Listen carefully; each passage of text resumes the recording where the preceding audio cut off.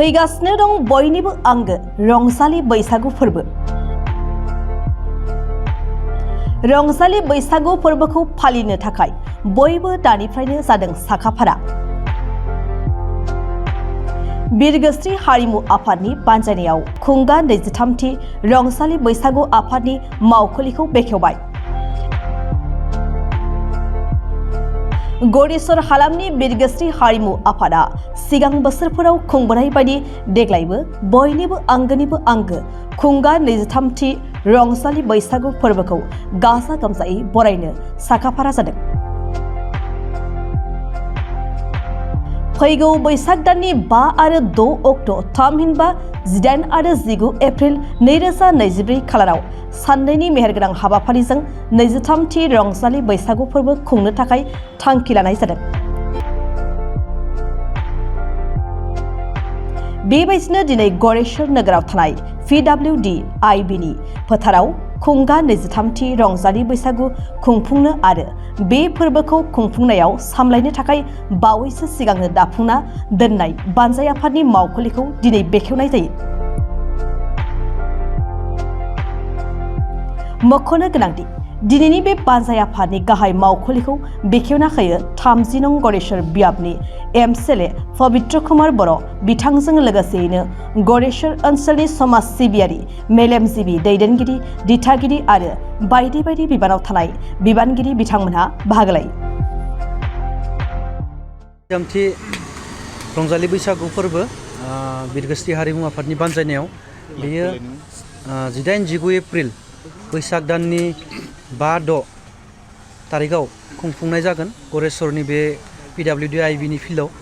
दा बेनिनो दिनै बानजाय आफादनि मावखुलिखौ जों दिनै बेखेवनाय जायो। दा बेखेवगिरि महरै नुजाथिफैनो हादोंमोन लिंहरनाय लेखा जोंनि गरेस्वर समस्तिनिनो 30 नं गरेस्वर समस्तिनि MCLA सार पबित्र कुमार बर' बिथाङा गोजोनै मोजाङै बेखेवनानै होलांबाय। दा बिथांनिसिम जोङो साबायखर बावहरबाय जों बानजाय आफादनिफ्राय। आरो जोङो जोंनि बे रंजालि बैसागु फोरबोखौ जों मेहेरगोनां खालामनो थाखाय गरेस्वर ओनसोलनि साफ्रोमबो बर' जायफोर बेयाव थागिबि महरै दङ दा बिथांमोनखौ जोङो लोब लोब बाहागो लानो थाखाय बे प्रेस मिटनि गेजेरजों आं खावलायहरो। आरो जोङो बे रंजालि बैसागु फोरबोआव 23थि रंजालि बैसागु फोरबोआव जोङो आलासि महरै जोङो सासे गेवलां मेलाव जों लिंगोन आरो जोंनि मेथाइ खनगिरि थागोन गोबां 4-5 मेथाइ खनगिरि थागोन आरो जोंनि हानजा मोसानाय बादायलायनाय बे 19 एप्रिल बा थामहिनबा 6 एप्रिल 6 बैसाग बे सानखालि जोङो खुंनाय जागोन। दा बेयाव जोंनि ओनसोलनि गासैबो जे हानजा बादायगिरि बिथांमोना जेन बाहागो लायो बिथांमोनखौ आङो बे प्रेस मिटनि गेजेरजोंनो खावलायखानाय जाबाय। बेजों लोगोसे गेलेनाय आरो बे थुनलाइ बादायनाय बेफोर हाबाफारि थाफागोन। जोङो गेलेमु आयदाखौ जोङो दासिम डिसिसन लानाय जायाखै बा जोङो सोसननाय जायाखै। जोङो जे थुनलाइयारि बादायलायनाय बे थुनलाइयारि बादायलायनाया जोंना जागोन बे जा सानसे सिगां जे 5 एप्रिल 5 बैसाग बे सानखालि जागोन बा 18 एप्रिल बे एप्रिल खालि जागोन थुनलाइयारि बादायलायनाया। ओनसोलनि गासैबो बर' रायजो राजा जाय बर' हारिमुजों लोब्बा थानाय गासैबो रायजो राजाखौ आं खावलायनो सानो दे बे साननैनि हाबाफारियाव मेहेरगोनां हाबाफारियाव जाहाथे बाहागो लानानै जोंखौ मोजाङै बे हाबाफारिखौ फोजोबनो थाखाय जोंखौ हेफाजाब होयो बेखौनो आं खावलायखानाय थाबाय। जों गरेस्वरनि बर' फिसाफोरा बोसोरफ्रोमबो जोङो बिरगोस्रि हारिमु आफादनि दैदेननायाव रंजालि बैसागु फोरबो जों फालिबोबाय थादों। दा बे लेखायै देग्लाय बिरगोस्रि हारिमु आफादनि दैदेननायाव बे रंजालि बैसागु फोरबोआ 23थि बोसोराव आगान होबाय। दा बे लेखायैनो दिनै जों बिरगोस्रि हारिमु आफादनिफ्राय थांनाय नैबे मार्चनि 10 खालाराव जोङो मोनसे गोगोम बानजाय आफाद दानानै होनाय जादों। दा बे बानजाय आफादनिनो मावखुलिखौ जों दिनै नैबे समाव बेखेवनानै होनाय जादों। दा बे बेखेवगिरि महरै जोंनि गरेस्वर समस्तिनि BTCनि MCLA बिथाङा बाहागो लाफैदों मानगोनां मुस्रि पबित्र कुमार बर' बिथाङा दा बेखेवनानै होलांदों बाय बिथाङा। दा बेनि उनाव जोङो गुबुन गुबुन हाबाफारिफोरनि सोमोन्दै फैबाय थानाय बे 23थि रंजालि बैसागु फोरबोखौ जों माबोरै खुंनाय जागोन बेनि सोमोन्दै जों सावरायनाय जादों।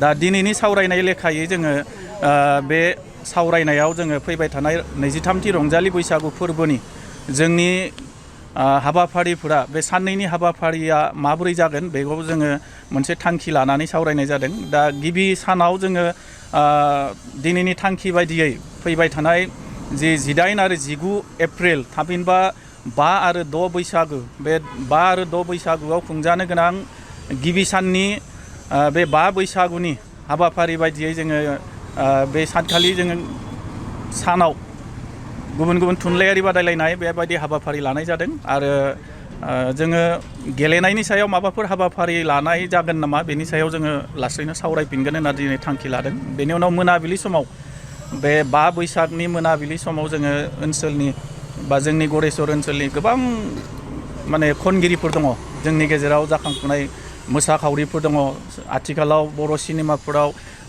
एक्टिं खालामनाय गोबां फावखुंग्रिफोर दङ। बेनि उनाव मा होनदों गोबां खनगिरिफोर ओंखारबाय जोंनि ओनसोलाव। दा बे बिथांमोनखौ जोङो बेवहाय माबा मोनसे स्कप होनो हागोन नामा बेनि सायाव जोङो सावरायनाय जादों आरो बेखौ जोङो इयुन समाव जोङो सावरायबावगोन सम दङ। नैथि साननि हाबाफारि थामहिनबा 6 बैसाग बे खालि जोङो जोबोद गाजा गोमजायै बे गरेस्वर ओनसोलनि गासैबो बर'फोरा ओंखारलायनानै बे हाबाफारिखौ फालिनाय जायो। दा बे लेखायनो जोङो बै खालिबो जों बेखौ फालिगोन होननानै जों सावरायनाय जादों। दा जोंनिया बै खालि थायो जों आफादनि फिरफिला बिरहोनाय बैसागुनि फिरफिला बिरहोनाय बे जाबाय फुंबिलि समाव। बेनि उनाव जोंहा गेवलां बैसागु मोसानाय बादायलायनाय जोंनि BTC ओनसोलनि जेसेबां जोंनि खाथि खाला थानाय बैसागु हानजाफोरखौ जों बेवहाय लिंहरनाय जायो। बेबायदिनो जोङो बे मोसानाय बादायलायनायखौ बेवहाय होनाय जायो। दा बेनि उनाव जों मोनसे गेवलां मेल बैसागु फालिनायनि सोमोन्दै बर'फोरनि हारिमुनि सोमोन्दै सावरायलायनो थाखाय बोसोरफ्रोमबो जों मोनसे मेल खुंनाय जायो सानजौफुनि समाव। दा बेवहाय जोङो दिनैनि बे मेलाव सोर आलासिखौ लिंनाय जागोन बेनि सोमोन्दै जोङो थांखि लानाय जादों। दा बेनि उनाव जोंहा मोनाबिलि समाव हारिमु बिलिफां आयदा थायो। बे हारिमु बिलिफां आयदायावबो खनगिरि महरै सोर खनगिरिखौ लिंनाय जागोन बेनि सोमोन्दै जोङो सावरायनाय जादों।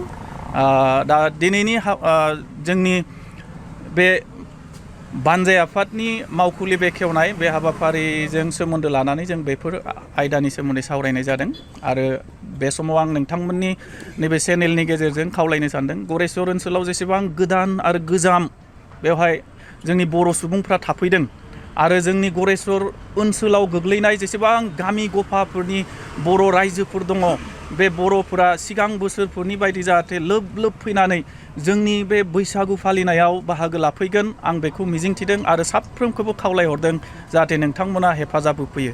आं बेखिनिखौनो खावलायबाय। नमस्कार, मैं doctor Pratibha Pasari Agarwal IVF specialist at Apollo fertility Guwahati. मैं जनाब विचारिছো जे मैं कक्राझार अपोलो डायग्नोस्टिकत 23 मार्चत आহি आছো दुपरिया 12टा बजार পৰা এটা বিনামূলীয়া নিসন্তানতা কেম্প লৈ পেলাই যাৰ এনেকুৱা ধৰণৰ প্ৰব্লেম আছে নিসন্তানতা প্ৰব্লেম আছে আহি পেলাই মোৰ লগত আলোচনা কৰি পেলাই চিকিৎসা কৰিব পাৰে। আপোনালোকে বুকিংৰ কাৰণে কল কৰিব পাৰে 8135834710 নম্বৰত। আকৌ একবাৰ কৈছো 8135834710 ফোন নম্বৰত কল কৰি পেলাই আপোনালোকে আপোনালোকৰ এপইণ্টমেণ্টটো বুক কৰিব পাৰে। ধন্যবাদ।